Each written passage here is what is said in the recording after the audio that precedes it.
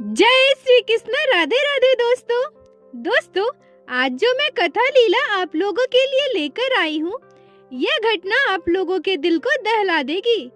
लड्डू गोपाल के प्रति हुए अत्याचार को सुनकर आप लोगों के आंखों से भी आंसू आ जाएंगे। आज की कहानी है पश्चिम बंगाल के हल्दिया डिस्ट्रिक्ट में रहने वाली मधुरिमा जी का। मधुरिमा जी कहती हैं कि मेरी शादी को अब 2 साल हो गए हैं। मेरे मायके में बचपन से ही मैंने लड्डू गोपाल की सेवा करते हुए देखी है। पहले मेरी दादी लड्डू गोपाल की सेवा किया करती थी और जब मेरी दादी अस्वस्थ रहने लगी तब से मेरी मम्मी लड्डू गोपाल की सेवा करती हैं। मेरी मम्मी लड्डू गोपाल की सेवा बहुत ही जतन और प्यार से करती हैं। पर मैंने अपने मायके में कभी भी लड्डू गोपाल की सेवा नहीं की, क्योंकि मैं हमेशा अपने पढ़ाई के लिए घर से दूर रहती थी। पर जब भी मैं घर आती थी तो मम्मी को लड्डू गोपाल की सेवा करते देखती थी। वो मुझे बहुत ही अच्छा लगता था। जब मैं घर आती थी तो मम्मी के साथ मार्केट जाकर लड्डू गोपाल के लिए शॉपिंग भी करती थी। ये सारी चीजें मुझे लड्डू गोपाल के लिए करना बहुत ही अच्छा लगता था, क्योंकि मैं घर से बाहर रहती थी और मुझे पूजा पाठ में कुछ खास दिलचस्पी नहीं थी। इसलिए मैंने कभी पूजा पाठ नहीं की, ना मैंने कभी लड्डू गोपाल की सेवा की है। शादी के बाद जब मैं अपने ससुराल गई तो ससुराल में भी मैंने पूजा पाठ का माहौल देखा। मेरे ससुराल में भले ही लड्डू गोपाल नहीं थे, पर मेरी सासू माँ हर व्रत त्योहार बहुत ही अच्छे से मनाती थी। घर में पूजा पाठ करती थी, तीर्थ स्थान पर भी जाती थी।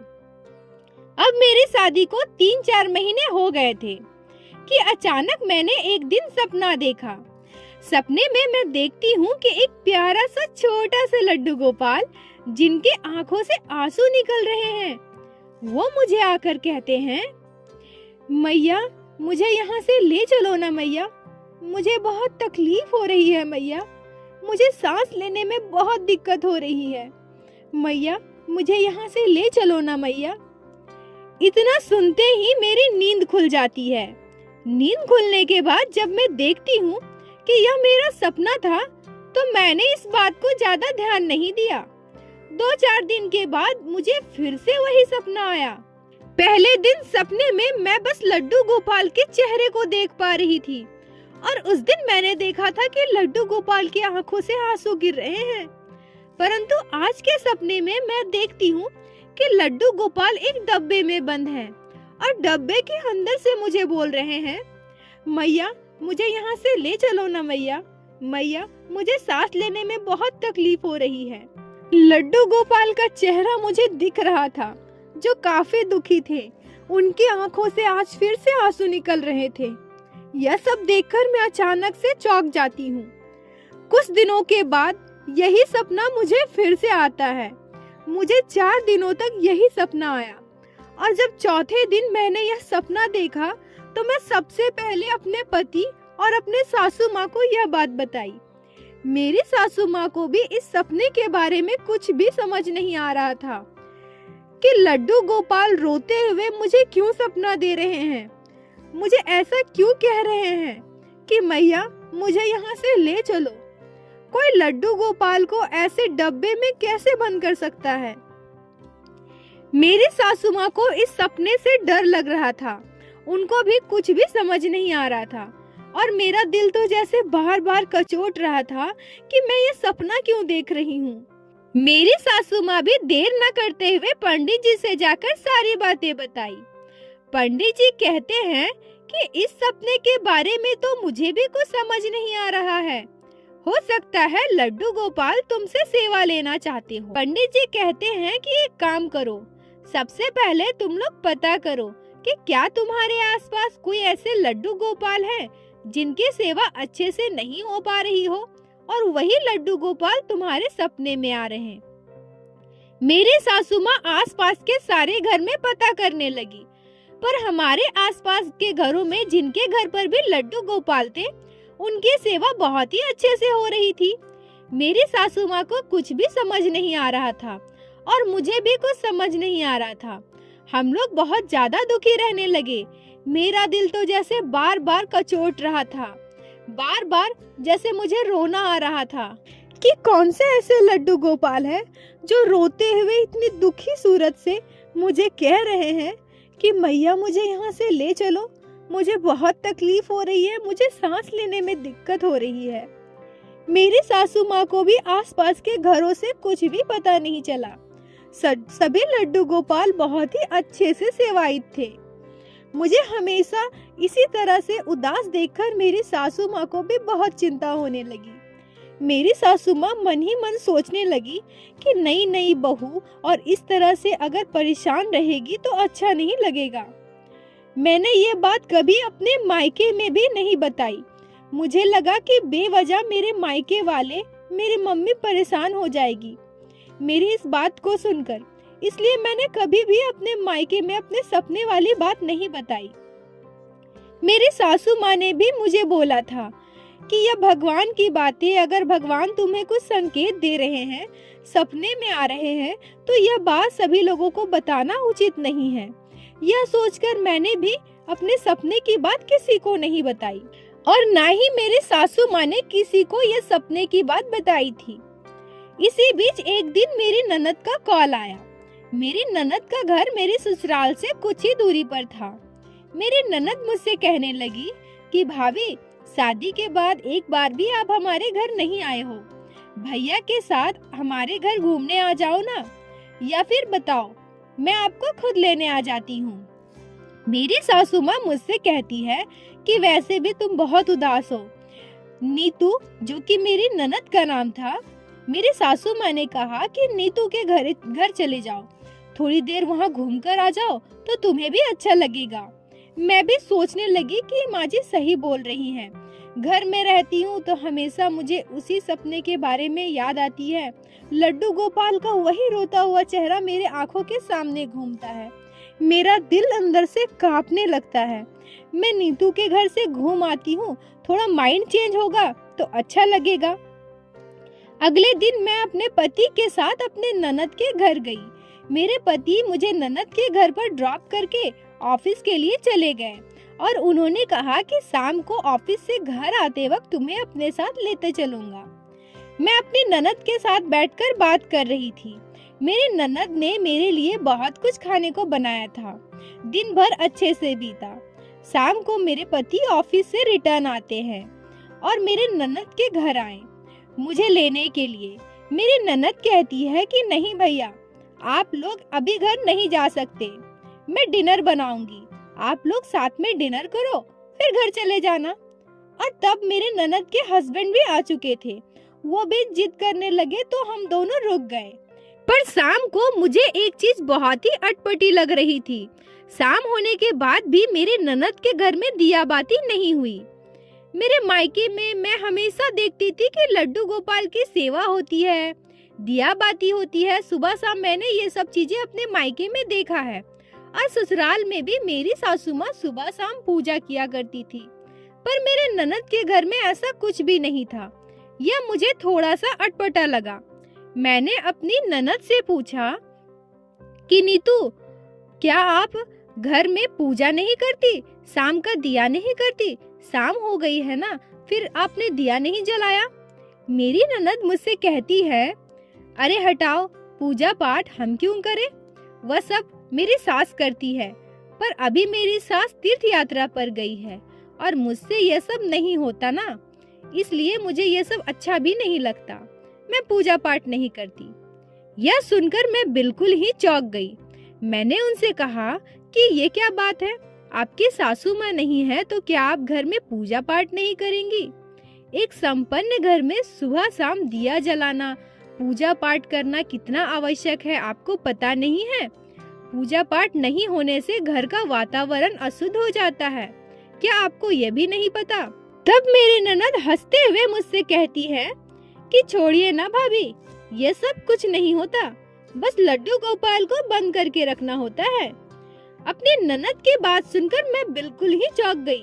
मैंने कहा कि क्या लड्डू गोपाल को बंद करके रखना मतलब? तो वो कहती है कि लड्डू गोपाल को बंद करके रखने से मतलब है कि लड्डू गोपाल कहीं बाहर ना जा पाए। मेरी ननद नीतू कहती है कि मेरी सासू माँ तीर्थ यात्रा पर जाने के बाद मैंने अपने फ्रेंड से पूछा था कि अरे सासू माँ ने तो मुझे एक नई मुसीबत सर पे दे दी है, मैं इसको कैसे करूंगी और क्यों करूंगी। लड्डू गोपाल की सेवा, मुझे पूजा पाठ कुछ भी अच्छा नहीं लगता, मुझे इन सब में कोई इंटरेस्ट ही नहीं है। तब मेरी फ्रेंड मुझे बताती है कि अगर तुम लड्डू गोपाल की सेवा नहीं करोगी तो वो बहुत ही चंचल होते हैं, वो घर छोड़कर चले जाएंगे। मेरी ननद कहती हैं कि सच बताऊं तो मैं मन ही मन बहुत डर गई थी अपनी फ्रेंड की बात सुनकर कि अगर लड्डू गोपाल घर छोड़कर चले जाते हैं तो मेरी सासू माँ मुझे बहुत डांटेगी। इससे बेहतर मैं लड्डू गोपाल को किसी डब्बे में बंद कर दूं। न लड्डू गोपाल बाहर होंगे न कहीं भागेंगे, और अगर लड्डू गोपाल बाहर नहीं होंगे तो मुझे उनकी सेवा भी नहीं करनी पड़ेगी। मेरी सासू माँ के आने से पहले मैं लड्डू गोपाल को डब्बे से निकालकर सिंहासन में बैठा दूंगी। मधुरिमा जी कहती हैं कि यह सब सुनकर मैं बहुत ही आश्चर्य हो गई। मेरा दिल तो जैसे धड़कना ही बंद हो गया। मैंने अपने ननद से कहा कि आप यह क्या कह रही हैं? लड्डू गोपाल को कहाँ बंद करके रखा है आपने? कहाँ है लड्डू गोपाल? मेरी ननद कहती है कि आप परेशान क्यों हो रही हैं? चलिए मैं आपको लड्डू गोपाल दिखाती हूँ। यह कहकर वो मुझे अपने मंदिर की ओर ले गई, जो उनके सासू माँ ने बहुत ही अच्छे से सजाया था। पर अब कुछ दिन शायद मंदिर बंद था, इसलिए उसमें झाले पड़ गए थे। मैं मंदिर के अंदर घुसती हूँ तो देखती हूँ कि मंदिर के किनारे एक छोटा सा डब्बा रखा हुआ है। मेरी ननद उस डब्बे से लड्डू गोपाल को निकालती है। मधुरिमा जी कहती हैं कि जैसे ही मैंने लड्डू गोपाल को उस डब्बे से निकालते हुए देखा, मैं बिल्कुल ही चौंक गई। ये वही लड्डू गोपाल है, यह वही लड्डू गोपाल का चेहरा है जो मुझे बार बार सपने में दिखाई दे रहे थे, जो मुझसे कह रहे थे, मैया मुझे यहाँ से ले चलो ना मैया, मैं बहुत तकलीफ में हूँ, मुझे सांस नहीं आ रही है मैया, मैया मुझे ले चलो ना मैया। लड्डू गोपाल का ये चेहरा देखकर मुझे ऐसा लग रहा था कि लड्डू गोपाल अभी मुझसे कह रहे हो कि मैया मुझे अपने गोद में ले लो ना मैया, मैया मुझे यहाँ से ले चलो। अपने छोटे छोटे पैरों से जैसे लड्डू गोपाल मेरी ओर आना चाह रहे हों। मैंने अपने ननद के हाथ से लड्डू गोपाल को झट से ले लिया और वहां से सीधे अपने ससुराल लेकर आ गई। दोस्तों, मुझे यह बिल्कुल भी यकीन नहीं हो रहा था कि मेरी सासू माँ जो इतने अच्छे से पूजा पाठ करती हैं, उनकी बेटी ऐसा कांड करेगी, उनकी बेटी लड्डू गोपाल के साथ इस तरह से दुर्व्यवहार करेगी। और हम यहाँ अपने गांव, अपने पड़ोसी, अपने मोहल्ले में लड्डू गोपाल को ढूंढ रहे हैं कि शायद कोई ऐसे लड्डू गोपाल होंगे जिनकी सेवा नहीं हो पा रही है, और वो मेरे सपने में आकर अपना दुख बता रहे हैं। जब मैं घर पहुंची और अपने सासू माँ को पूरी बात बताई तो मेरी सासू माँ की आंखों में भी आंसू आ गए। वो भरोसा नहीं कर पा रही थी, या उन्हें भरोसा ही नहीं हो रहा था कि उनकी बेटी लड्डू गोपाल के साथ ऐसा व्यवहार करेगी। और मेरी सासू माँ ने मुझसे कहा कि लड्डू गोपाल को अपने मंदिर में विराजित करो और हम लोग लड्डू गोपाल की सेवा करेंगे। कुछ दिनों के बाद जब मेरी ननद की सास तीर्थ यात्रा से वापस आती है तो वह सबसे पहले हमारे घर आती है लड्डू गोपाल को वापस ले जाने। पर मैंने इस बार उन्हें मना कर दिया। मैंने उनसे कहा कि मैं लड्डू गोपाल को आपको नहीं दे सकती। अगर आप हमसे वादा करती हो कि आप लड्डू गोपाल को कभी भी दूसरे के भरोसे नहीं छोड़ेंगी, अगर आप हमसे वादा करती हैं कि आप जब भी जहाँ भी जाओगे लड्डू गोपाल को अपने साथ लेकर जाएंगे, तभी मैं लड्डू गोपाल की सेवा आपको दूंगी, नहीं तो मैं अपने लड्डू गोपाल को आपको नहीं दे सकती। मेरी ननद की सास अपने बहू के इस व्यवहार से बहुत ही ज्यादा दुखी थी। उन्होंने मुझसे कहा कि बेटा, अगर लड्डू गोपाल स्वयं तुम्हारे पास आए हैं, अगर वो तुमसे ही सेवा लेना चाहते हैं तो कोई बात नहीं, लड्डू गोपाल की सेवा तुम ही करो। मुझे जब भी लड्डू गोपाल की याद आएगी या जब भी मुझे अच्छा नहीं लगेगा तो मैं आ जाया करूंगी लड्डू गोपाल से मिलने। मधुरिमा जी कहती हैं कि हमारे घर में सभी लोग लड्डू गोपाल से बहुत प्यार करते हैं और लड्डू गोपाल स्वयं हमारे घर पे आए, ये हमारे लिए सबसे बड़ी खुशी है।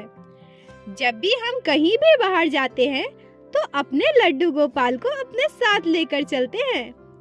बोलो बाके बिहारी लाल की जय, लड्डू गोपाल की जय, जय जय श्री राधे। दोस्तों, आप लोगों को मधुरिमा जी के जीवन में घटी ये अद्भुत घटना कैसी लगी? अगर आप लोगों को वीडियो अच्छी लगी हो, आपके दिल को छुई हो, तो कृपया वीडियो को लाइक करें और अपने दोस्तों के साथ शेयर अवश्य करें, ताकि बाकी भक्त भी लड्डू गोपाल की इस लीला कथा का श्रवण कर सके। और हमारे चैनल को सब्सक्राइब करें, ताकि प्रतिदिन हमारे चैनल पे श्री बाके बिहारी श्री लड्डू गोपाल की लीला कथा सुन सके। दोस्तों, अगर आपके भी साथ घटी हो कोई चमत्कारी घटना या लड्डू गोपाल ने कभी भी की हो कोई भी लीला जिसे आप हम सभी के साथ शेयर करना चाहती हैं, तो कमेंट बॉक्स में अवश्य बताएं। हम आपसे कांटेक्ट करेंगे और उस लीला कथा को हमारे चैनल में सभी भक्तों के साथ शेयर करेंगे। राधे राधे दोस्तों।